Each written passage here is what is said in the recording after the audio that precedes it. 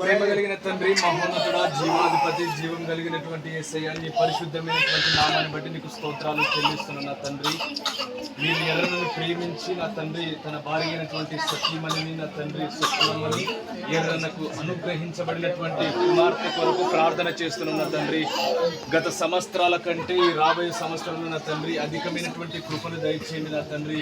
వెలుచున్నటువంటి ఆటపాట మార్గంలోనూ, అలాగే తినే తిండి విషయంలోనూ, నీళ్లు తాగే విషయంలోనూ నా తండ్రి మంచి ఆరోగ్యాన్ని కలుగు చేయండి నా తండ్రి. ఏ ఆటంకాలకు గురి కాకుండా నా తండ్రి నీ గాయపడిన హస్తముతో ముట్టి నా తండ్రి బిడ్డకు కావలసినటువంటి ఆరోగ్యం విషయంలోనూ, అలాగే ప్రతి విషయంలోనూ నా తండ్రి మీరే తోడుగా ఉండండి. ఇక్కడున్నటువంటి ప్రతి ఒక్కరిని కూడా మీరే కృపతో జ్ఞాపకం చేసుకున్నామని యేసు నామంలో ప్రార్థన చేసి అడిగి వేడుకొనుచున్నాము తండ్రి. ఆమేన్.